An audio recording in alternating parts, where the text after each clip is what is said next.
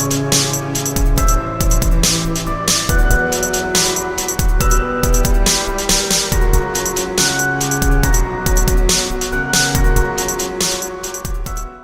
and welcome to this week's episode of Strange Pathways. I'm your host, Scott Mort.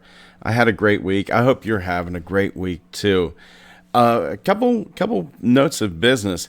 I am considering doing a Patreon. A few people have asked me, for more content. We do have the TikTok, but that's just like little 1-minute videos. Same with the Instagram. And I've been thinking about doing a couple of classic cases, but really going in depth with them and maybe putting them on a Patreon. Now, these classic cases, if I do end up recording them, they won't stay behind that paywall forever. I don't believe in keeping information behind a paywall. That being said, though, not gonna lie. Would like to make a little bit of money from this so that I can upgrade my equipment, devote more time to this, get more content out to you. Let me know if there's something that you guys would be interested in as a Patreon exclusive. You can get a hold of me at strangepathwaysmail@gmail.com. That being said, I was contacted this week by a friend. Full disclosure, he is a friend of mine, Brandon. Brandon had a tale, in Brandon's own words. So back in 2017 through 2019, I worked in Fells Point. I've visited the place all my life, seeing as my mother was a bartender, and she got me a job as a food runner and a bar back. I worked at a restaurant called the Waterfront Hotel. It's named that because back in the late 1800s, I believe it was used as a brothel for sailors, as Fells Point was historically right on the port. My first experience was I was taking silverware up to the stockroom, and after putting them away, I left the room. When I was about to leave, I felt what felt like someone tapping on my shoulder, and when I turned around, nobody was there. And from where I was nowhere near something I could have bumped into. Fast forward a few weeks later, I had to do a similar task in the stockroom. This time, however, when I entered the room, I saw what people would call a shadow man.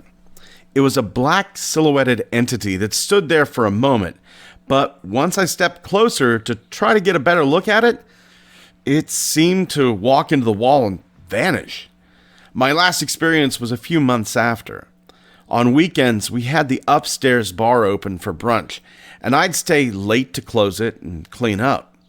Around nighttime, I walked up there and saw what seemed to be a sailor sitting at one of the tables. I personally thought it was just a random customer who thought they could sit at the table at the time. Upon getting closer and telling the man we were closed, he slowly looked at me and vanished into dust. This was the craziest experience to me, and I stood there shocked for about 5 minutes. About 5 months later, my girlfriend came to visit me at the bar and was planning to take me home after I was done with my shift. She waited upstairs at the upstairs bar until I was done with my shift. When my shift was done, she asked me a peculiar question. She asked if anybody else was working upstairs, and when I answered no, she said something that shocked me. She saw the same shadow figure I had on my second experience. I never told her until that day that I saw that. Never believed in ghosts growing up, but after those experiences, I truly do now. Brendan, thank you so much for your letter to us. It's truly appreciated. I find it interesting. I have a lot of friends that work in the restaurant business. I myself have worked in the restaurant business. I can't tell you the number of bars, restaurants, and theaters, especially theaters, that seem to be haunted. Now, is this because they're a place of high emotion? It's possible. It seems like, especially with theaters, that emotion doesn't even have to be legitimate, true, organic emotion. It's the fake emotion that's being on the stage, or perhaps it's the emotion of the audience seeing a good play. Perhaps that's what's causing this. Now, is it manifesting this? Is it something that's drawing these entities to it? I mean, if I was stuck here and I needed something to do, my favorite playhouse, my favorite restaurant, my favorite hotel, I mean, if I could be, why not be on vacation all the time? So maybe it is those emotions feeding it. But maybe these ghosts are just doing what we would do. If I could go stay at the Ritz-Carlton, I would stay at the Ritz-Carlton, especially if I didn't have to pay.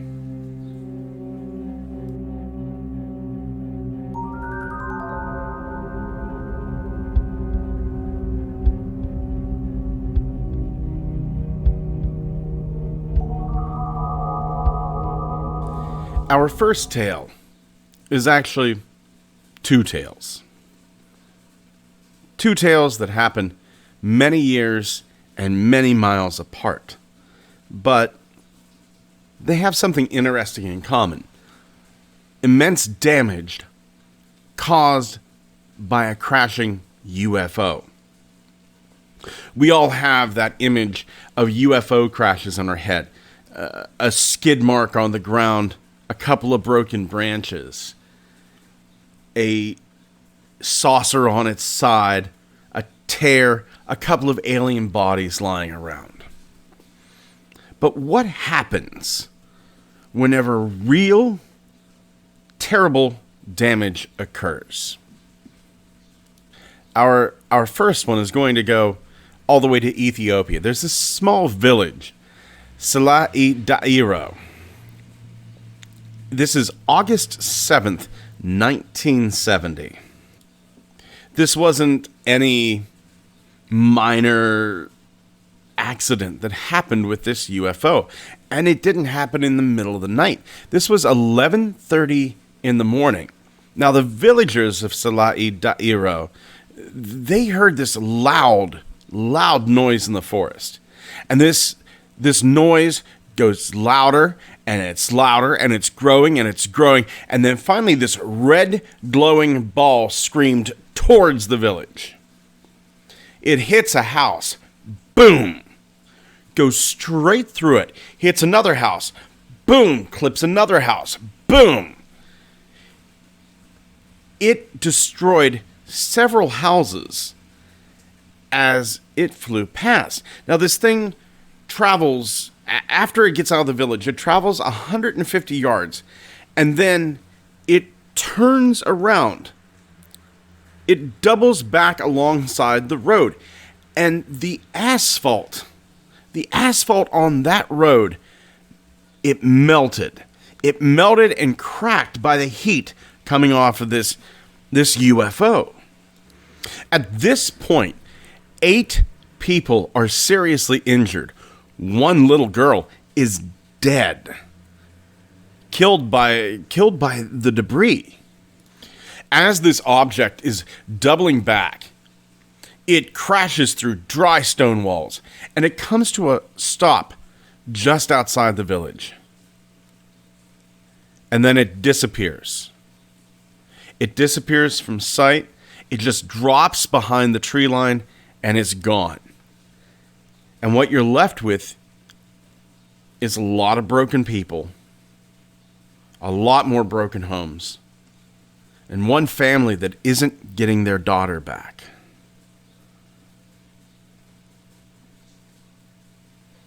There are photos of this. You can see the photos. I'll have them up on the Strange Pathways Twitter feed. I'll have them up on the Facebook page. There are photos of this destruction. But now we're going to go ahead. We're going to go ahead in time. January 29th, 1986. This is in Dalnegorsk in Primorsky Krai in the Soviet Union. There's a mountain. Officially, it's called Height 611. You can also find it as Hill 611. But it's known as Mount Izvestkovaya. and it's right on the territory of Dal Norgesk. At around 8 p.m., the inhabitants of this town see a reddish ball. The same thing. The same thing as in Ethiopia. They see a reddish ball. Now, according to the eyewitnesses, they said this ball was about half the size of the moon. It was flying parallel to the ground, and there were no sounds. No sounds. It was silent. This thing was going about 34 miles an hour, and it's going about 700 to 800 meters above the ground. This object reaches Mount Izveskovaya. It starts to descend, and then it crashes into the hill. There was only one witness that said that they heard something. All the other witnesses said there was no sound as this object crashed into Height 611. Now, whenever you get this many witnesses, there's going to be certain inconsistencies. Memory is a faulty thing. Now, some said this object fell down and there was a flash and then nothing visible after that. Others said that it kind of made a herky-jerky altitude above the hill, and then it radiated light of a high intensity, and it just kind of pulsed. The light that was given off by the object, a lot of people thought it was a forest fire, but it wasn't. But that light lasted for about 1 hour. 3 days after the crash, a group of scientists led by Valery Duvegelny, they found what they believed to be the crash site on Height 611. It was about 3 meters square. The ground within that site had been charred to a blackened state. Very high temperatures. Very, very high temperatures. The rocks were covered by a black film. Trees burned down.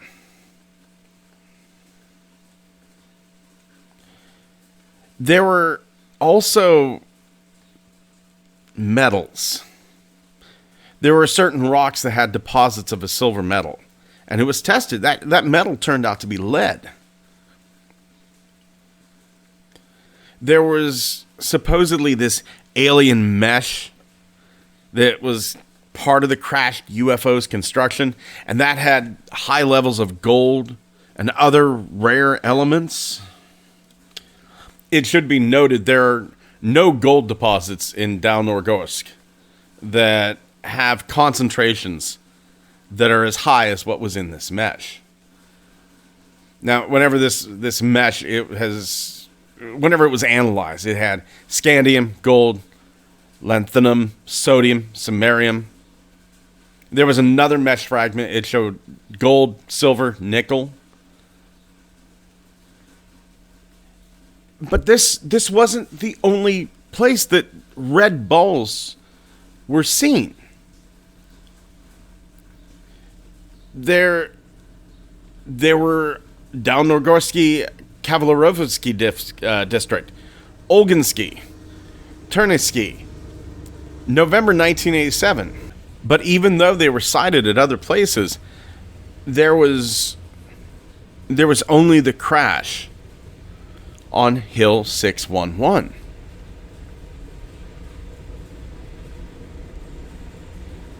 I would be so curious. I'd be so curious to go back to that Ethiopian village, Salai Dairo. And I'm the first to admit, I'm probably mispronouncing these names all over the place. I am probably butchering their translation. But I would be very curious to go back to Salai Dairo and see if any of the minerals in those grounds and that debris, if there's anything that matches up to what happened at Hill 611, I bet we'd be stunned. I bet we'd find exactly the same thing.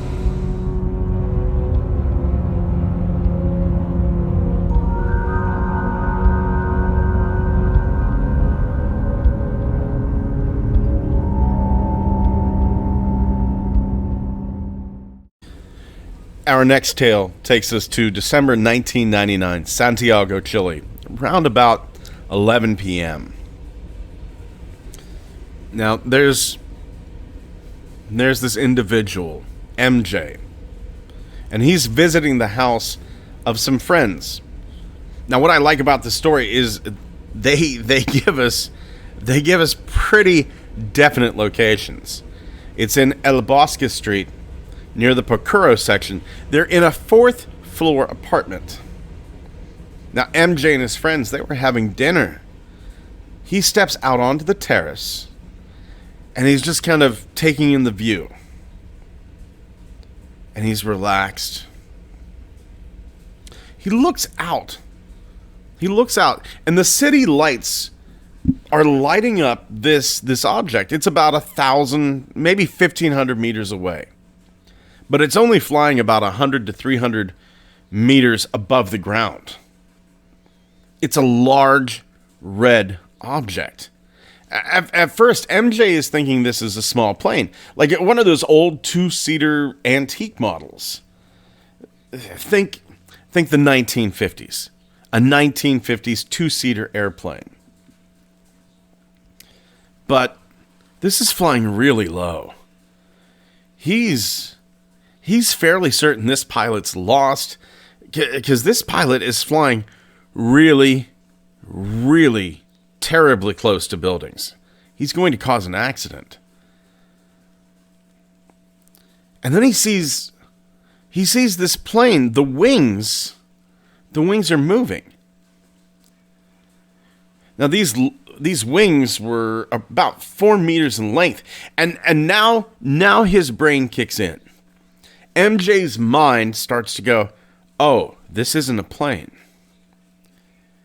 It's some type of red-colored winged creature which was moving in a zigzagging motion. This creature zooms over towards him. It was like the creature knew that MJ was watching it. And it closes in. It's close. It's about 50 meters away. It's parallel to Bilbao Street. Go find it on a map. This creature's body, according to MJ, this creature's body was divided into 2 sections. The top section was less maneuverable, more rigid. The bottom section, though, was constantly in motion. At this point, like, the terror kicks in, and MJ is just trying to remember everything that he's seeing. He can make out these huge claws coming out of the creature's feet. But the creature's carrying something. MJ thinks maybe it could have been a human body. The creature flies right by MJ, moving away from him. It's at this point that MJ remembers there's this really, really big window on the other side of the apartment. And he would still be able to see this creature, though, as it's moving away. So he yells out to his friends. He goes, UFO! UFO! He runs towards the window. He manages to catch a glimpse of the creature again. But then it vanishes. MJ is absolutely convinced that what he saw was a gargoyle. and it was carrying somebody. He admits, you know what? It could have been a really big animal. Let's hope it was a really big animal.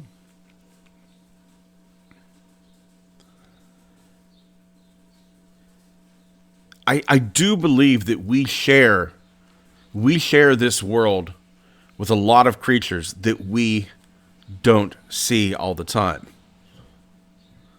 That science would be very keen on us never seeing, because it breaks their fragile little view. Science is supposed to be malleable. Science is supposed to investigate. But instead, science has become this belief. Look at people like Bill Nye, who I would barely call a scientist. Look at people like Neil deGrasse Tyson. They are so rigid. They are so rigid in their belief that there is no afterlife, that there are no visitors to this earth, that there are no large primates, large creatures living in secret. There is a certain arrogance to that. There's a certain pride, an arrogant pride, that, we know everything that there is to know about this sort of field. I can go crap on this, and I can make fun of people who have these experiences. Even if what MJ saw has a completely normal and valid explanation, it still deserves to be investigated. If anything, for psychology's sake. But just because MJ saw something that we can't explain doesn't mean we should throw it in the trash and say he was hallucinating, or he saw a really big bird. That's a ridiculous assumption to make.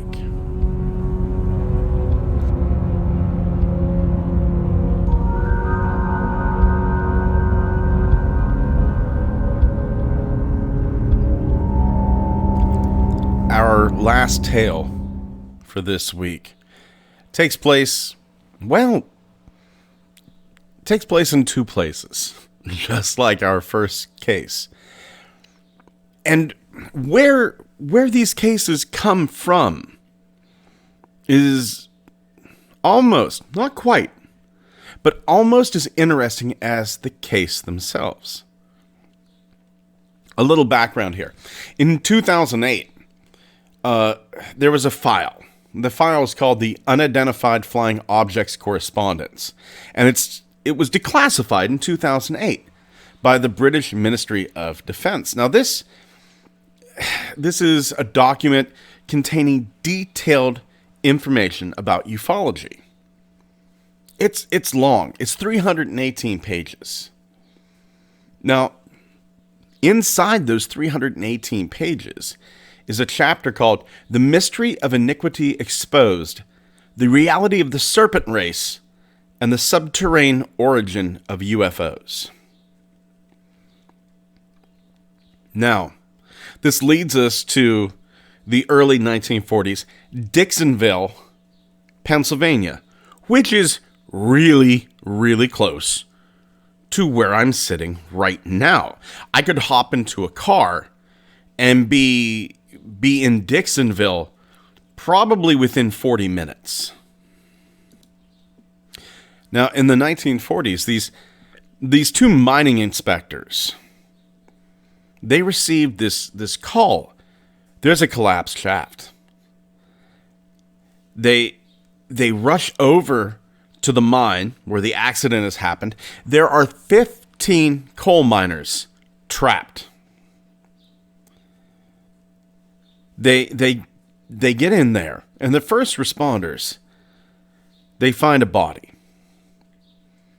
But instead of being crushed, like you would think, his flesh has been cut with claws. As the digging continues, more bodies are found,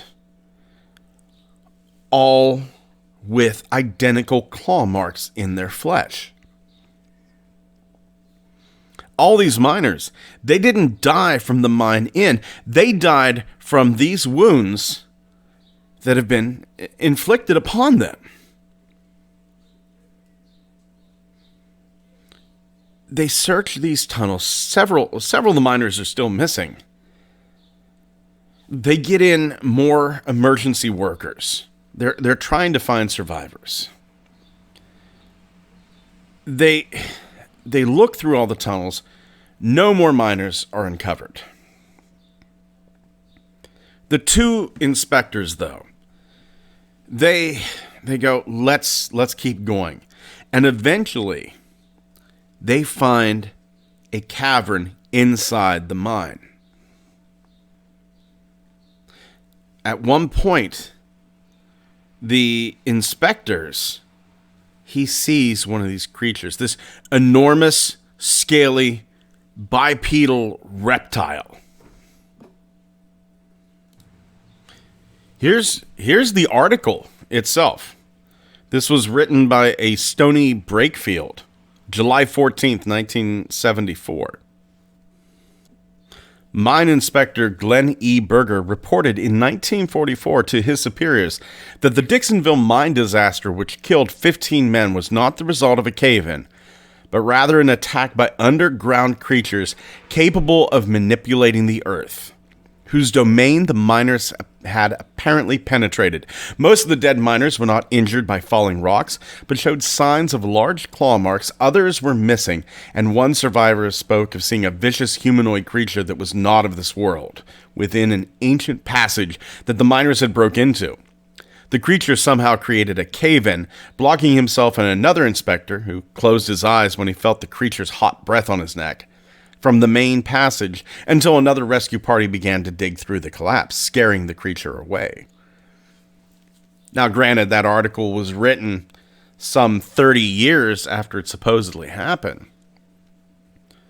But Glenn E. Berger, the guy was confident enough with what happened to put his name on this. That has to account for something. The Dixonville sighting wasn't the only one, though. There was a mine in Mercer County, Pennsylvania, that collapsed. Only 2 were rescued. There were 3 trapped miners, but only 2 were rescued. Both of the men, though, said that they encountered strange men who entered the caverns and gave them light and told them, "Calm down, you are going to be rescued."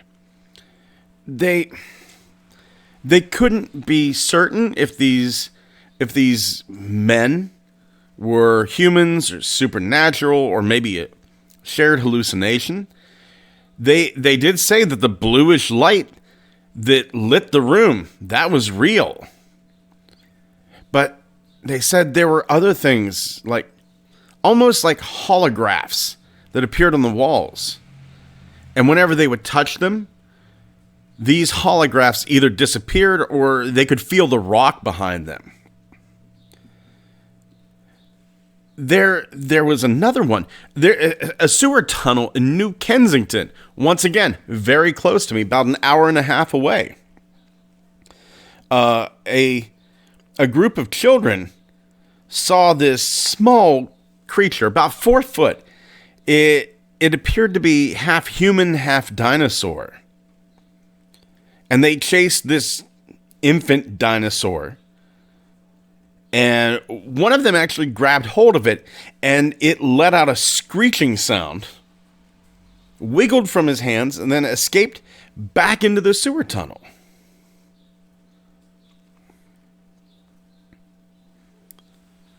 What's going on in these mines? What's going on underneath of our feet? Something that I'm really starting to dig into right now. Something I may do my first real in-depth, deep dive, multi-hour, multi-part podcast on is the Shaver mystery. For those that don't know, there was this gentleman, Richard Sharp Shaver, who claimed that there was an underground civilization made up of robots. Not robots like mechanical, but robots in the sense that these are organisms that just follow a pre-programmed set of events. If this, then this. If a child grabs me by the leg, I wriggle and scream. If this happens, then this happens. He called them the Deros, the detrimental robots. And supposedly, they manipulated humanity. A lot of humanity's woes and diseases and mental disorders were caused by what he called the Deros. While I have trouble believing a lot of that, you start to look into the reptiles that are in Pennsylvania, the underground civilizations that supposedly exist underneath Mount Shasta, the disappearances, the amount of people who corroborate what Richard Sharp Shaver had said, and you start to build a picture. I hate to bring it up, but you have the case of Kyle Odom, who believed that he was being manipulated, that he was being sexually assaulted by reptilians disguising themselves as humans. He said they were very hard to kill. And he believed that a priest, Kyle Odom believed that a priest was actually, a priest local to him was actually one of these reptilians. He said they were really hard to kill, and they would try to get into government. That's a hard pill to swallow. But whenever Kyle Odom shoots him in the head, the guy survives and then runs and wins office. I mean, you see where I'm going at with this. I'm not saying this dude's a reptilian, but I'm saying it's damn suspicious. It's weird that everything Kyle Odom said kind of lines up.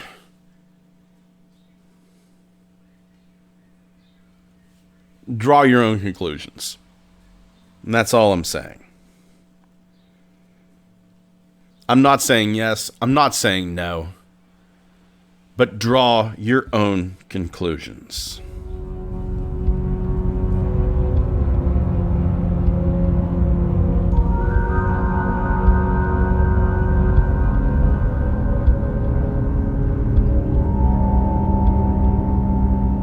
Thank you for joining us again this week on Strange Pathways. Please head over to our Twitter, twitter.com/pathwaysstrange, our TikTok, Strange Pathways Podcast, our Instagram, Strange Pathways Podcast. Head on over to our Facebook. We have a lot of images from this week's cases over there on the Facebook groups. And if you've got something that you want to tell me, a UFO, a reptilian encounter, a ghostly encounter like what Brendan had, please email me at strangepathwaysmail@gmail.com. Get out there, like, comment, subscribe on the YouTube channel, hit those forums, tell your friends, tell your family members about Strange Pathways. We're getting more and more listeners all the time. It does my heart so much good. Thank you so much for joining me again here this week. Take care of yourselves and each other.